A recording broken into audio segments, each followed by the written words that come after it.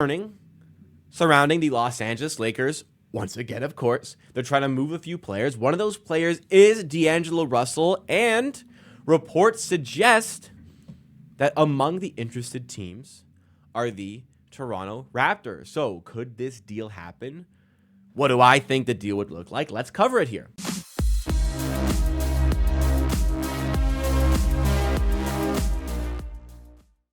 We are back at it again on Amateur Hour Clips, where we continue to provide you with Toronto Raptors news coverage and analysis. But over on this channel, we take the best highlights and segments from the main channel, Amateur Hour Sports, where we do live streams covering the Raptors even further and put them on this channel to make it a whole lot easier for you to consume the content.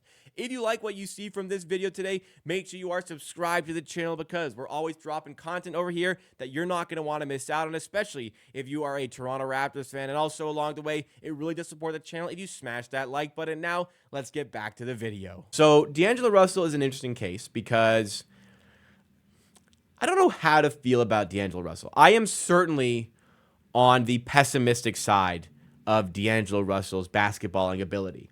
And I think that a lot of teams kind of recognize that in the offseason. It was revealed in, I think it was like February or March, that D'Angelo Russell would not be taking on his player option for the upcoming season, and he was going to test free agency. Now, granted, a lot of players felt this way, didn't get the money they were looking for in the offseason. Gary Trent's one of them. Caleb Martin's one of them. D'Angelo Russell is one of them as well. So he ended up taking on the final year of his contract as a player option with the Los Angeles Lakers, worth about $18.5 million, again, on that player option. I think when the Lakers gave him this contract, it was a bit overpaid. I didn't think there'd be a big market out there for D'Angelo Russell, but in the final year of his contract, LeBron ain't getting any younger. The Lakers are really trying to push to make a move. So how good is Russell? Last season, I think he actually took a bit of a good step in the right direction. Ended up shooting the ball really well from three for the Lakers. Not tremendous from the field, but I think it's fine for who he is. 46% from the field. That's better than a lot of other years. He's a career 43% shooter from the field. And he shot the ball almost 42% from three. Way higher than his career average of 47%. You know, it pays to play with really good players around you to give you that extra space.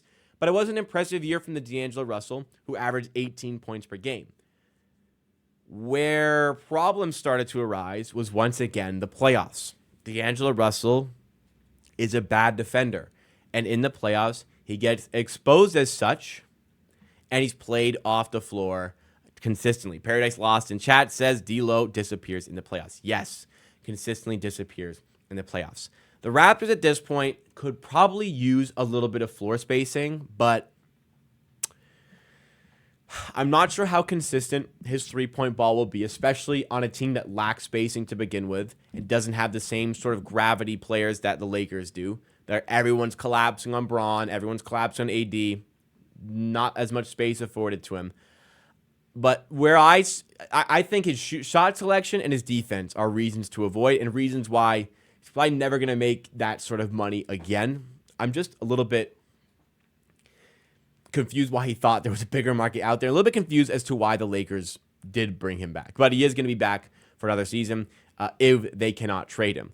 An interesting wrinkle with D'Angelo Russell is, like, at least there's some personal ties, and I don't think he'd reject the idea of playing for Toronto. Every summer, D'Angelo Russell is in Toronto, is in Canada, looking for places to play basketball. It's a yearly sort of occurrence. Last year, he was at the Raptors training facility in the summer. Last year, there were videos of him. I think it was at UFT. He was looking for pickup ball in Toronto last month. D'Angelo Russell's girlfriend is Canadian. So every year, he does end up coming to Canada and to Toronto. So he seems to like it here enough, and he seems to at least be open to the idea of coming here. What would the trade look like? Well, somebody in the chat mentioned that some of the rumors are this is the Bruce Brown trade, which would make a good degree of sense.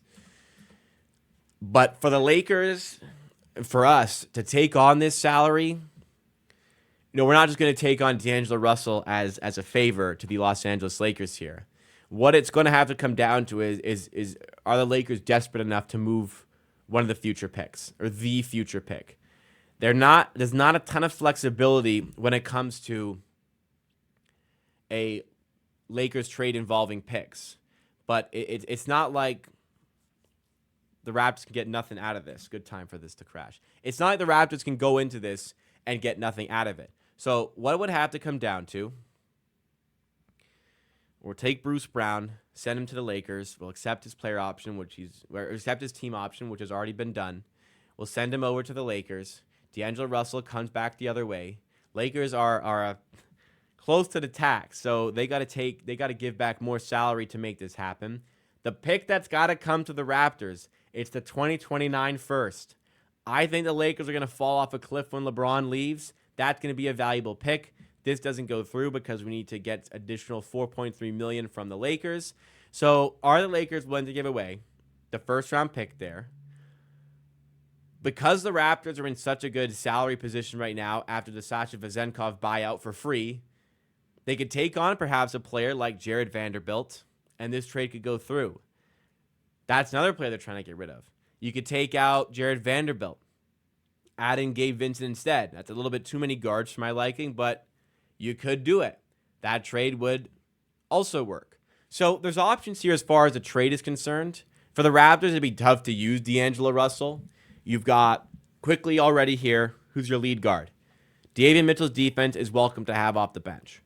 D'Angelo Russell, maybe there's some sort of role there, using D'Angelo Russell off the bench. You can't start him. I wouldn't start him. I mean, you could start him as a two guard, but I prefer just to focus on playing guys like Grady Dick. But if the Raptors can, look, I don't like D'Angelo Russell, but if the Raptors can get Vando out of this and a first, my goodness, all of a sudden this becomes a very interesting situation for the Raptors because I think, again, that 2029 first-round pick has a lot of value coming out of the Los Angeles Lakers. Like, think about, they're already not that good. They're already a play-in team even with LeBron and AD. Once those guys are gone, if they can't replenish those positions in free agency, they don't have trade assets to make that trade with, and if they give away the pick especially, this is going to be a horrible team in 5 years' time potentially. That pick is valuable. You get another player, like I said, whether it's Vanderbilt, who is a great wing defender, which is something the Raptors really need right now. Wouldn't love to have Gabe Vincent for $11 million a year. I like Gabe Vincent. There's not a ton of room for him right now.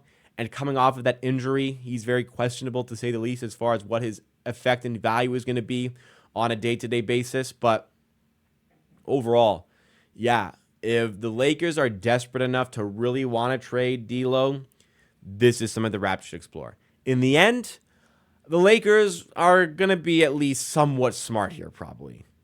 They are going to recognize that this is their final trade chip to give LeBron and AD help toward the championship. Is that trade chip worthy of Bruce Brown? Maybe they think that. Bruce Brown just over a year ago helped the Denver Nuggets win a championship, played a pivotal role there. Can he do something sort of the same for the Raptors or for the Lakers? Maybe they think so. Maybe they do.